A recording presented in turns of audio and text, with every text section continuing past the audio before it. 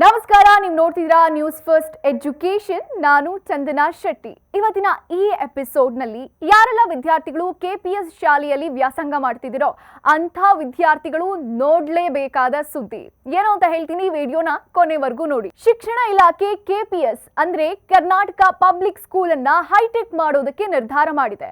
ರಾಜ್ಯದಲ್ಲಿ ಒಟ್ಟು 1000ಕ್ಕೂ ಅಧಿಕ ಕೆಪಿಎಸ್ ಶಾಲೆಗಳಿವೆ. ಈ ಕೆಪಿಎಸ್ ಶಾಲೆ ಅಂದ್ರೆ ಏನ್ ಗೊತ್ತಾ?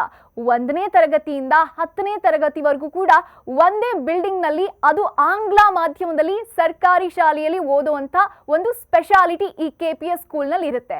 ಹೀಗಾಗಿ ಎಷ್ಟೋ ಬೇರೆ ಬೇರೆ ಜಿಲ್ಲೆಗಳಲ್ಲಿ ಈ ಕೆಪಿಎಸ್ ಶಾಲೆಯಲ್ಲಿ ಓದ್ತಾ ಇದ್ದಂತ ವಿದ್ಯಾರ್ಥಿಗಳು ಸಾಕಷ್ಟು ಅನಾನುಕೂಲತೆಯಿಂದ ಬಳಲ್ತಾ ಇದ್ರು. ಅಂದ್ರೆ ಸರಿಯಾದ ಬಸ್ ವ್ಯವಸ್ಥೆ ಇರಲಿಲ್ಲ.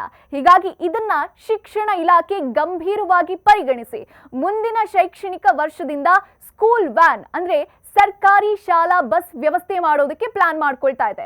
ಯಾವ ರೀತಿ ಕಾನ್ವೆಂಟ್ ಇಂಗ್ಲಿಷ್ ಮೀಡಿಯಂ ಸ್ಕೂಲ್ಗಳಲ್ಲಿ ಸ್ಕೂಲ್ ಬಸ್ ಕಾನ್ಸೆಪ್ಟ್ ಇರುತ್ತಲ್ಲ, ಅದೇ ರೀತಿ ನಮ್ಮ ಸರ್ಕಾರಿ ಶಾಲೆಗಳಲ್ಲೂ ಈ ಕಾನ್ಸೆಪ್ಟ್ ಅನ್ನ ಜಾರಿ ಮಾಡೋದಕ್ಕೆ ಮುಂದಾಗ್ತಿದೆ. ಮತ್ತೊಂದು ಕಡೆ ಶಾಲಾ ಬಸ್ ವ್ಯವಸ್ಥೆಯ ಮಾತ್ರ ಅಲ್ಲ, ಹೆಣ್ಣು ಮಕ್ಕಳಿಗೆ ಶಾಲೆಯಲ್ಲಿ ಸ್ಯಾನಿಟರಿ ಪ್ಯಾಡ್ ಮಷೀನ್ ಅಳವಡಿಸುವುದಕ್ಕೂ ಕೂಡ ಚಿಂತನೆಯನ್ನ ನಡೆಸಲಾಗ್ತಾ ಇದೆ.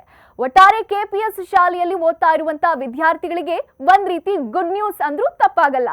ಇದಾಗಿತ್ತು ಈ ಹೊತ್ತಿನ ವಿಶೇಷ. ನೋಡ್ತಾ ಇರಿ ನ್ಯೂಸ್ ಫಸ್ಟ್, ನಿರ್ಭೀತಿಯಿಂದ ನಿಮ್ಮ ಪರವಾಗಿ.